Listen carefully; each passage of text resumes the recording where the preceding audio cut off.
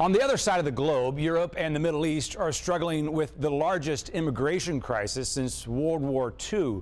Recently, some have suggested that part of the solution to this crisis could come from right here, advocating for the resettlement of Syrian refugees in St. Louis.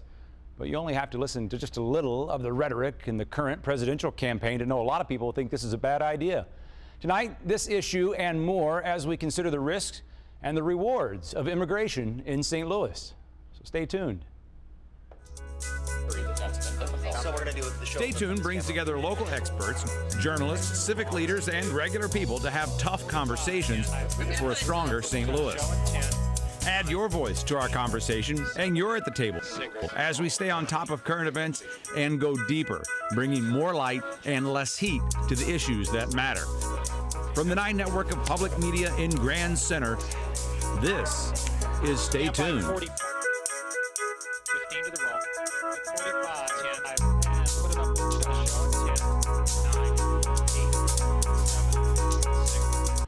Okay, starting us off is Betsy Cohen, the executive director of the St. Louis Mosaic Project. Thank you for being here. You're welcome. Speaking specifically of the Syrians coming to St. Louis, this is something that's gotten a little attention lately. The argument goes something like, hey, it works so great for the Bosnians, it'll work the same for the Syrians.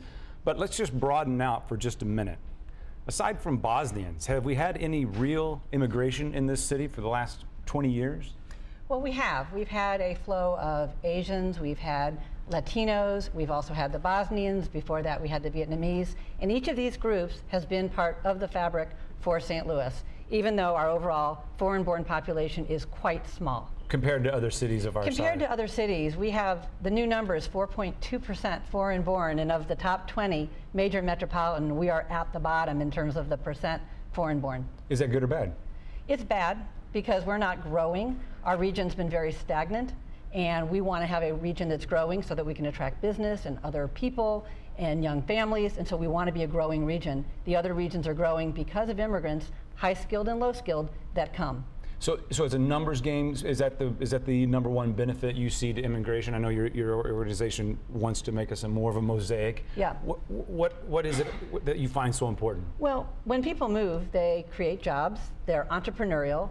They also support our schools, keeping our neighborhoods vibrant, keeping retail going. And so that's part of the economic fiber, but then it's also part of the cultural, social that would make us a more welcoming, diverse, vibrant economy. Of course, some might say we just spent the last 14 months having a real honest conversation about those who are in most need in our community. Is there a tension there? Do folks get left out? We just start opening our wallets to people who are not American citizens. We have people right here at home we know that need help. Well, certainly one of the findings has been that foreign-born people are job creators. They're not job takers. And so as people start businesses, they are hiring everyone. And we've done a lot of profiles of people who have started businesses here and are hiring everybody. So it's really that rising tide that helps all of us and makes us a more economically stable and then ultimately growing region, which helps all the ethnicities in the region. Can we talk about the logistics back to the Syrians for a second? You know, I think we have, is it 29 or 30 or something like that? We're talking about maybe 20 more in the next several months, specifically coming from Syria. That's a whole different kind of scale than when we reference the Bosnian relocation, which was in the thousands. What are the chances? What has to happen for that kind of a resettlement to happen from Syria? Well, the International Institute is the only resettlement organization in St. Louis. And so right now in St. Louis, they're resettling about 600 refugees a year, of which only 29 have been Syrians this year. The United States has not taken very many Syrians, under 1,500. And the goal next year for the whole country is only 10,000.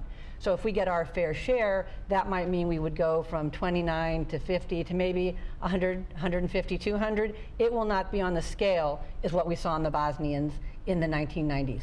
But yet we just said it was the largest crisis since World War II. We've got something like 4 million people displaced, 800,000 going here. And so what has to happen if the people who want those folks to come here, what has to happen for that to change? The President and Congress decide the number, and we've been accepting 70,000 most recently, and this new decision for next year is to go to 85,000, and the following year to 100,000, taking a few more Syrians in each of those groups.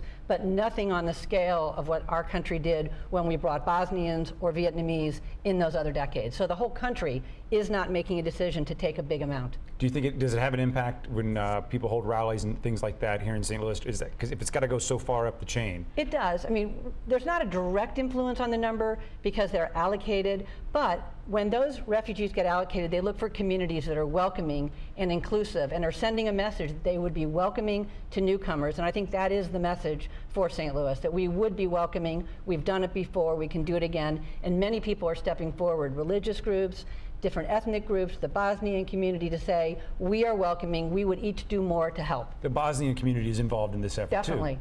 Through the International Institute, other groups, Jewish Federation, Catholic Charities, they've all said, we would step in and help you do more. Do you see a difference? What is the difference when we're talking about a refugee and an immigrant? Do you see a difference? Well, refugees are defined by someone who cannot go back to their home country because of persecution. Mm-hmm. There are many people that are immigrants that are coming here for jobs and education, universities, and those are immigrants, foreign-born, and they're coming because they're choosing to come. Difference in do they need a difference in services? I guess would be my definitely. I mean, when refugees come, they have been in camps. Which is where the ones that we will get have been in camps for multiple years in Turkey or Jordan. So they're going to need many services, particularly in that first 6 months, language, job skills, apartments, understanding our way of life. So they need to be surrounded by services, which is what the International Institute does. And there's going to be actually a program on November 17th at breakfast at the Institute for people who would like to know more about how they could help when the Syrians come, because we need to wrap them around with services to get them started. And that's what really makes for successful integration, when you serve people well. Is this how it happened in the 1990s, or yes. was it totally different? Was there a groundswell where people saying, you know what, we see a need on the other side of the world and we can help, or was it something someone kind of chose for us? Well, I mean, when the United Nations decided on the number of refugees, St. Louis got a large number. They were given to us about 1,500 a year over an 8-year window. So about 10,000 came, and then another 10,000 from around the country chose to come here right. because the first group did so well. Thank you so much. I appreciate it. Betsy Cohen, stick around with us. We're going to have